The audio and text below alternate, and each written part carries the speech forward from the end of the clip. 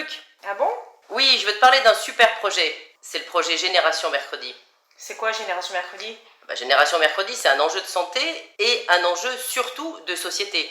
Écoute, on va tout expliquer. Monsieur Ruffo, bonjour. Oui, bonjour. Merci beaucoup de m'avoir accordé cet entretien. Aujourd'hui, vous êtes professeur émérite en pédopsychiatrie. Tous les Français vous connaissent pour votre investissement depuis des années auprès des adolescents, de la santé mentale des ados. Aujourd'hui, on est à la Panne-sur-Yvonne, proche de Marseille, dans un service qui s'appelle le Passage et Intermède, dont vous assurez la direction, je crois, depuis 2016, et qui s'occupe des problématiques de santé mentale des ados, mais des jeunes adultes également, je crois, sur une tranche d'âge de 12 à 25 ans. Un peu plus, jusqu'à 30 ans. Ah, jusqu'à 30 ans, très bien.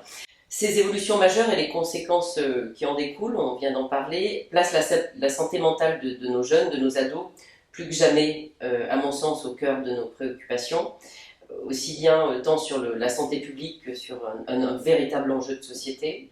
Alors j'en témoigne personnellement, comme tant d'autres de parents, qui se trouvent souvent désemparés, face à des situations auxquelles ils ne sont pas préparés.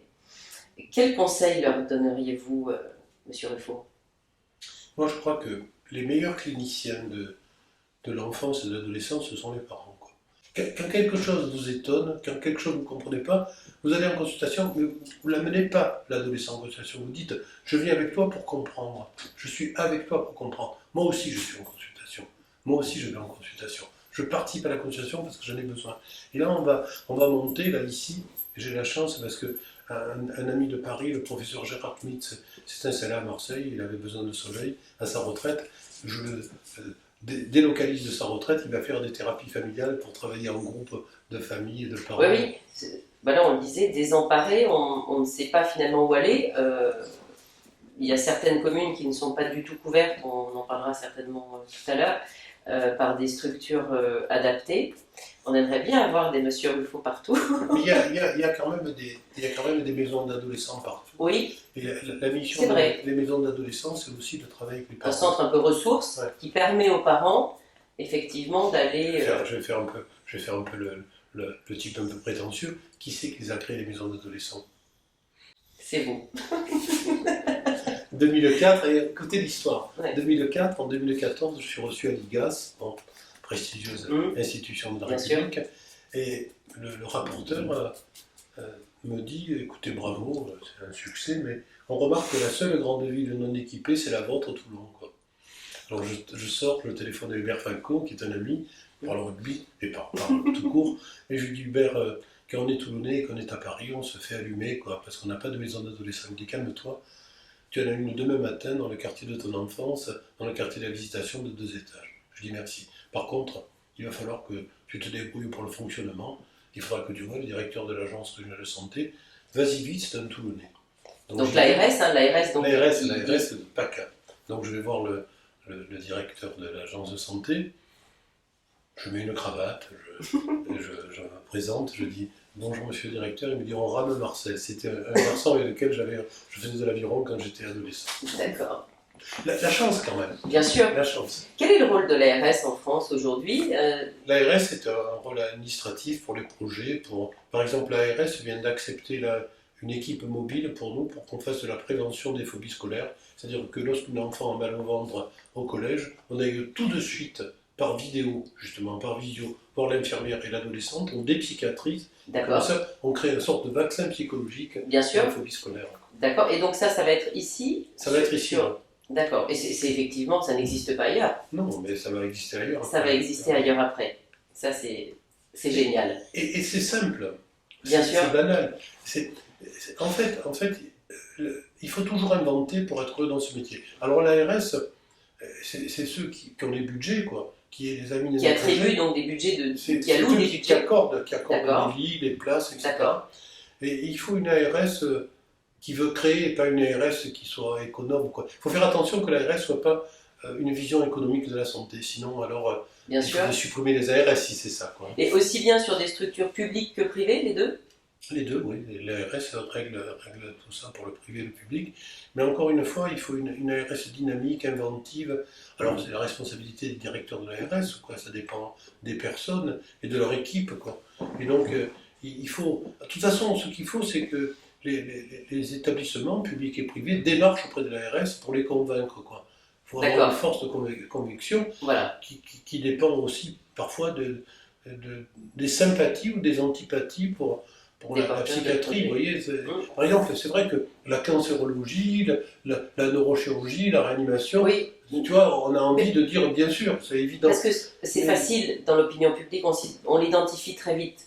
Oui, mais vous voyez, par exemple, pour l'espace Arthur, quand je l'ai créé en 99, j'ai dit, il me faut une réanimation psychologique. Donc je veux tous les moyens comme en réanimation, je veux les mêmes moyens que les réanimateurs.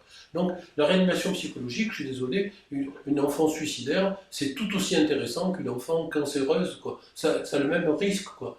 Et une anorexie, c'est même plus dangereux que le cancer, parce que savez-vous, par exemple, que l'anorexie mentale tue plus que le maladie d'Hodgkin chez l'adolescent. Donc c'est plus mortel que le cancer. Donc attention, à nous d'avoir des moyens pour traiter quelque chose de si grave. Quoi.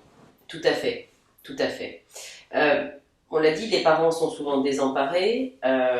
On se pose aussi la question, quand on est parent, de dire, bon, c'est vrai qu'on ne sait pas où aller, puis on a un grand sentiment souvent de culpabilité. Je l'ai souvent entendu, qu'est-ce que j'ai fait de mal ou qu'est-ce que j'ai manqué dans l'éducation de mon enfant. Également, pourquoi nous, pourquoi moi? Ça, souvent, on peut se poser la question. Qu'est-ce que vous auriez à leur répondre, monsieur Ruffin? Je dis que on rate toujours en tant que parent, on échoue toujours, donc il faut être simple. En fait, je crois qu'on veut être de trop bons parents. Il faut être des parents moyens à 12 sur 20, tu vois. Avoir des qualités moyennes et même dire je ne comprends pas, non, je ne suis pas d'accord, tranquillement, sans hostilité, sans rejet, mais en étant conscient de ses limites. Parce que je crois vraiment que ce qui compte dans cette histoire de culpabilité, c'est d'abord que, et là peut-être que je critiquerai certaines formules pédopsychiatriques, les parents, cette culpabilité, parfois induite par les questions. Par exemple, quel est votre désir de l'enfant que vous avez? Si c'est un enfant autiste, j'ai un désir qu'il soit pas autiste. Et donc en disant quel est votre désir, on dit c'est mon désir qui entraîne cela chez l'enfant. Donc c'est vraiment une stupidité d'un interrogatoire, une attitude offensive qui fait que le psychiatre se dégage de l'émotion qu'il peut recevoir au détriment des parents qu'il reçoit. Donc attention à ça. Attention à être sur une transversalité et pas sur une verticalité. Et donc, au début peut-être de la pédopsychiatrie, il y a eu des attitudes discutables que les associations ont logiquement dénoncées, quoi. Et maintenant, plus personne ne cherche à culpabiliser les parents. Comme dans l'anorexie, par exemple. Moi, j'ai toujours dit qu'il fallait que les parents puissent venir les voir et qu'il n'y ait pas de séparation des parents. Parce qu'on dit, vous la verrez plus, elle ira mieux. Et vous ne vous sentez pas coupable, à part les psychiatres, personne ne peut comprendre ça. Donc au contraire, tu dis, venez parler avec nous. Une fois, il y a une histoire extraordinaire. J'hospitalise une gosse et donc je permets à la mère de venir la voir. Et la petite fille vient me voir en me disant, ne faites plus venir ma mère. Je dis, tu es contre mon principe. Elle me dit, non, mais parce qu'elle pleure sans arrêt parce que je suis hospitalisé. Oui, et moi, elle va me faire en sortir. Et je veux guérir. Alors je dis, bon, alors je vais dire à ta mère qu'elle ne vient plus. Sauf que, après, je voyais la mère tous les jours. Donc c'est ça le jeu. L'anorexie, aujourd'hui, en France, chez les ados, ça représente... 1,5, c'est une maladie terrible, grave, qui guérit, hein. J'insiste là-dessus. Bien sûr. Mais ça n'a rien à voir avec le surpoids et l'obésité, qui est largement plus fréquente et beaucoup plus difficile à traiter. C'est drôle ce que je dis. Hein. L'anorexie, c'est un combat. C'est un combat contre la maladie et pas contre la personne qui porte l'anorexie. Mais la boulimie, l'obésité, c'est j'ai honte de moi et je ne veux pas parler de moi. Quoi. Et donc, l'infidélité est plus vaste. Quoi. L'action précoce est toujours mieux que l'action déterminée. Quoi. Si je parlais des phobies scolaires, on commence à avoir mal au ventre, aller à l'infirmerie. Pourquoi attendre? Bien sûr. Pourquoi attendre qu'elle n'aille plus aller en classe? Oui. Et les pathologies, donc on a parlé de l'anorexie, J'entends aussi parler de scarification, c'est-à-dire un adolescent qui va volontairement Ça, c'est très nouveau. Hein. se faire... Voilà, par exemple, est-ce que ça, c'est une nouvelle pathologie? C'est nouveau, oui, c'est nouveau. Et alors, explication un peu un peu bizarre sans doute pour ceux qui vont écouter, c'est que plus les parents font des progrès, sont bienveillants, plus être propriétaire de soi, ça mérite un peu qu'on s'abîme. C'est drôle. C'est-à-dire que quand ils se scarifient, ils sont propriétaires de leur douleur. J'ai une douleur dans la tête, mais là au moins je l'aperçois, je la sens. Je somatise, c'est comme un malaise, une perte de connaissance, etc. Je somatise la douleur. Et je cache ça à mes parents, parce que les parents ne savent pas. Ils en aperçoivent longtemps après. Bien sûr. Donc il y a une cache pour les parents, un recentrage de devenir propriétaire de sa douleur par une douleur psychique qui se matérialise au niveau du corps. Et c'est très nouveau. À tel point que lorsqu'une gosse se scarifie dans l'unité, là, il y a une épidémie. Un garçon, une autre fille. Une contamination. C'est viral. Parce qu'ils sont rayés. C'est comme la varicelle. C'est aussi contagieux que la varicelle. Et donc, l'idée, c'est comment faire. C'est aussi, peut-être que quand les parents pensent que la vie est un long fleuve tranquille, qu'il faut que les enfants soient heureux, c'est pas tout à fait juste, quoi. Il faut que les enfants, ils rencontreront des difficultés, ils auront des problèmes, des déceptions amoureuses, des déceptions personnelles, des déceptions au niveau des images de parents. Et mettre le bonheur, la bienveillance comme ça en étendard, fait que l'enfant doit, pour exister, transgresser, quoi.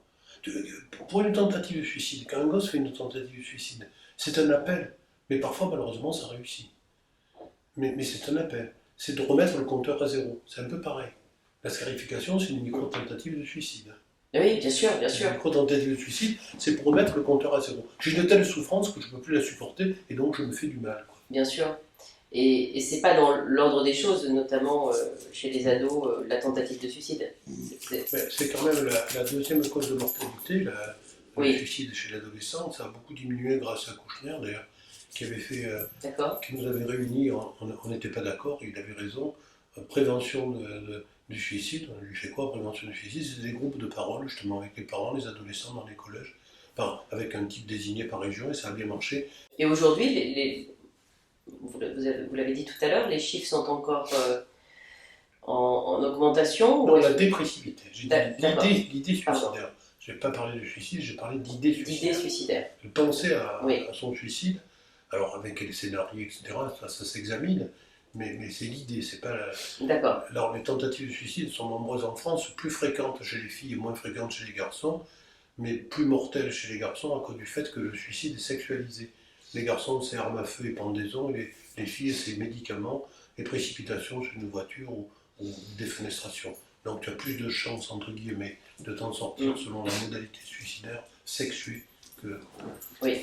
Et dans vos services intermèdes ou le passage, là où nous sommes aujourd'hui, vous avez la patientèle, les filles sont majoritaires ou on s'aperçoit que finalement... Les filles sont majoritaires parce que la psychothérapie, c'est pour les filles, quoi, vraiment. C'est les filles qui sont majoritaires, parce que les filles sont vraiment intelligentes, les garçons sont dans l'action, quoi.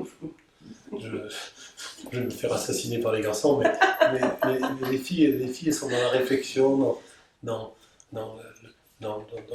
l'idée, dans la capacité de dialogue.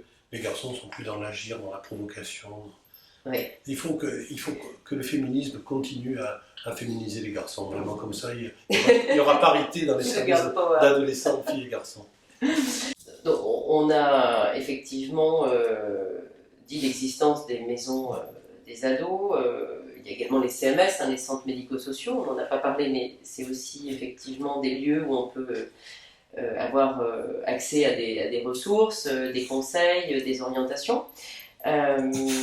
On a des organismes finalement aujourd'hui qui sont existants, mais qui sont divers et variés, et également des établissements adaptés. Nous y sommes aujourd'hui aux Trois-Cyprès dans un établissement adapté à la santé mentale des ados et des jeunes adultes. Ce système est quand même, vu de ma fenêtre, complexe. Il y a beaucoup d'acteurs, de démarches à entreprendre. Il est donc facile de s'égarer dans ce labyrinthe, ce qui peut permettre un découragement, de la part des parents, qu'il s'agisse des dispositifs d'accompagnement ou de la capacité finalement des pouvoirs publics à se mobiliser utilement. Aujourd'hui, est-ce qu'on peut dire que notre société est à la hauteur des attentes et des besoins? Je ne sais pas, mais je crois qu'il faut plus de besoins, plus de moyens aussi en psy, quoi. Honnêtement, vous savez, ça représente 30% de la patientèle des médecins généralistes. Est-ce qu'il y a 30% de moyens, d'hôpitaux, de lieux? Non. Donc, je veux dire qu'on n'a qu'à réfléchir à quelles sont les pathologies les plus fréquentes. On l'a vu, l'anorexie. Oui. Non, mais sur l'adolescent, mais plus en général sur la psychiatrie, quoi. Je crois que la psychiatrie, c'est vrai, c'est le parent pauvre de la médecine, quoi. Et pourtant, c'est une discipline importante. Alors, les internes s'orientent de plus en plus vers la pédopsie, la psychiatrie, tant mieux, quoi. Mais il faut augmenter les moyens, par exemple, les services d'urgence. Parce que l'adolescent va mal, le fait de l'accueillir comme ça, 15 jours, 3 semaines quelque part, ça manque. Bien sûr. Il n'y a pas de lieu relais, quoi. Il n'y a pas de possibilité de dire aux parents, de répondre dans la foulée aux parents. Tu as un gosse qui a des idées noires, il faut pouvoir consulter tout de suite dans l'urgence. Tu n'attends pas plusieurs mois pour consulter. Il faudrait créer un SAMU des ados. Mais l'idée, c'est il y a des associations qui ont fait ça, le Fil Santé Jeune, oui. L'association phare pour les parents endeuillés par un suicide. Et il y a des associations qui ont créé justement. Les associations, c'est toujours le manque de ce que le public ne fait pas, quoi. On dirait que le public est toujours en retard sur la demande des gens. Non, je crois que vraiment, cause nationale de la santé mentale, le président l'avait dit, il faut le faire, quoi. Voilà, c'est ça, on l'a dit, un enjeu de santé publique, un enjeu de société qui, je pense, dépasse les clivages politiques. Vous l'avez dit très justement tout à l'heure, le congé du papa, de maman, aujourd'hui le couple est investi les deux de façon équivalente, équilibrée. Donc effectivement, je crois que tout le monde peut être touché également, donc c'est important aussi de le rappeler. Et je pense que, voilà, au-delà des clivages politiques, mais que c'est vraiment, en tout cas la santé mentale de nos ados, une valeur qui doit être partagée par tous, une valeur commune qui va faire notre société de demain. On a parlé tout à l'heure, un ado est l'adulte, est en devenir pour être adulte demain, ce qui construira la société qui dans les prochaines années. Et je crois que c'est en tout cas essentiel que ça soit pris en compte et que tout le monde se mobilise aussi bien, parce qu'on l'a dit, ça concerne aussi bien la justice, l'éducation, le logement, la jeunesse, l'enseignement. Voilà, je crois que c'est important en tout cas que cet véritable enjeu soit pris en compte en tout cas par les pouvoirs publics. On doit tous être Génération Mercredi. Aidez-nous, soutenez-nous. Nous sommes mobilisés pour justement s'inscrire dans une démarche de protection de nos ados, de nos jeunes adultes et de nos adultes. On l'a vu tout à l'heure. L'adolescence, on ne sait pas finalement à quel âge ça s'arrête. On est tous des adolescents parfois aussi. Voilà, on a besoin de vous, on a besoin de tout le monde et c'est important. Pensez Génération Mercredi. Un grand merci, Monsieur Ruffo. Merci beaucoup, merci pour votre confiance. Nous sommes tous Génération Mercredi. Nous avons besoin de vous. Mobilisons-nous, soutenez-nous.